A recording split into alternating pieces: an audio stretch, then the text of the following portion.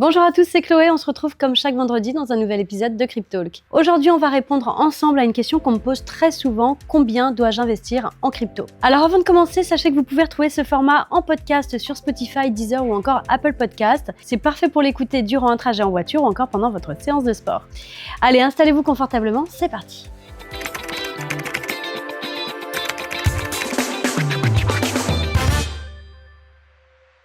Alors surtout, avant de se lancer tête baissée, il faut vraiment comprendre les fondamentaux. C'est peut-être évident pour certains, mais c'est vraiment la base de tout investissement réussi. Et c'est ce qui fera la différence finalement entre un investisseur qui gagne et un investisseur qui perd. C'est souvent le niveau d'information. Plus vous en savez, plus vous prenez des décisions éclairées. Et la règle d'or, c'est n'investissez que dans ce que vous comprenez. Il va falloir que vous commenciez par vous former. Lisez des articles, regardez des vidéos, suivez des influenceurs sérieux dans le domaine et imprégnez-vous de l'écosystème crypto. Qu'est-ce que la blockchain? Comment fonctionne le Bitcoin? N'hésitez pas à être curieux. Ce sont vraiment des concepts qui peuvent sembler très complexes au début, mais ils sont essentiels. Et encore une fois, vous n'êtes pas obligé de connaître dans le moindre détail ces concepts, vous pouvez en connaître les bases. Et aussi, petit rappel, les cryptos ne sont pas forcément faites pour tout le monde. Peut-être que vous serez plus à l'aise avec des investissements plus traditionnels. L'important, c'est de vraiment savoir où vous mettez les pieds. Je vais vous donner 3 critères pour déterminer combien investir. Pour commencer, on va faire un focus sur votre situation financière actuelle, votre tolérance au risque et également vos objectifs d'investissement.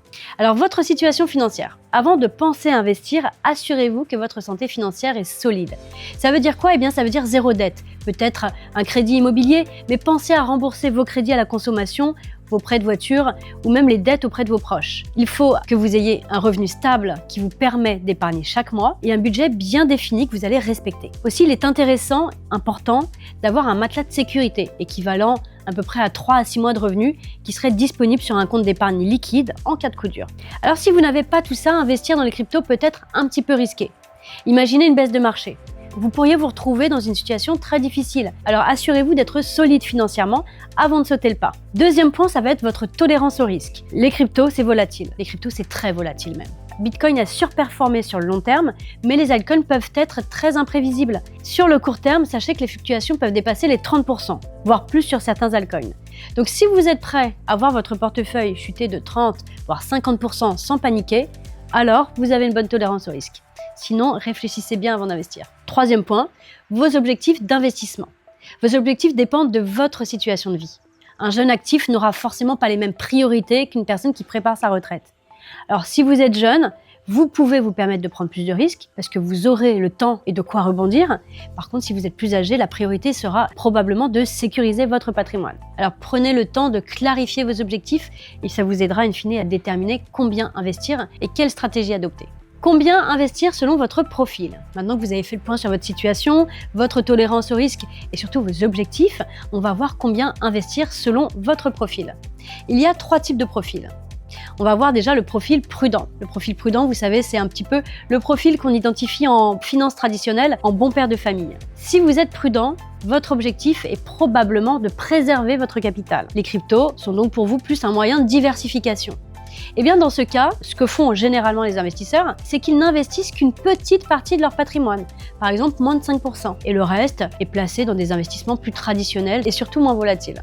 Vous avez également le profil dit équilibré. Là, c'est quelqu'un qui va chercher à dynamiser davantage son patrimoine, sans prendre trop de risques.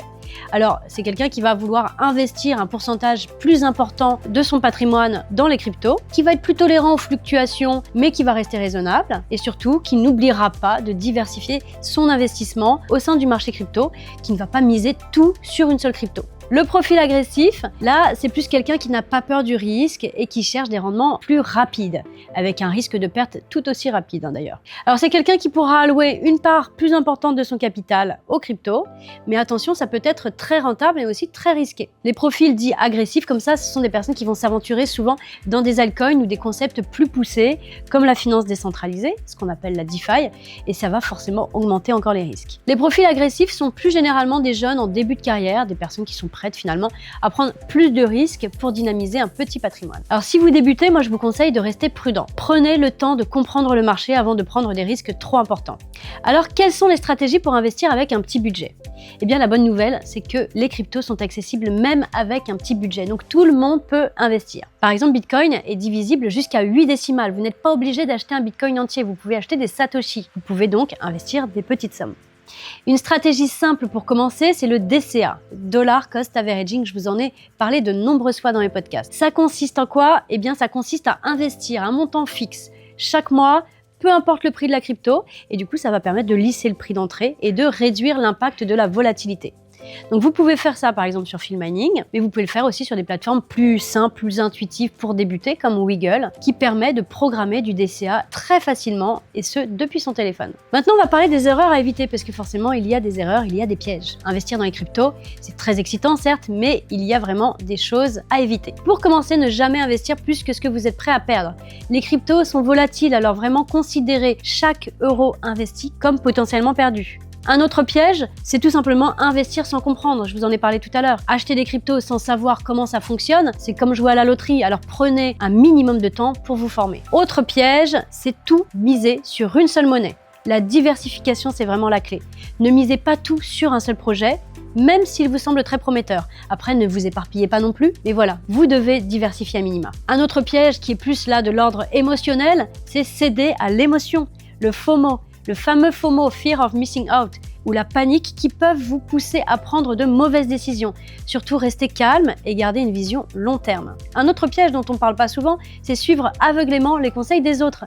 Faites vos propres recherches, méfiez-vous des promesses avec des gains trop mirobolants, faites-vous votre propre avis. Un piège, mais qui finalement est plus un conseil, c'est d'utiliser bien entendu des plateformes régulées.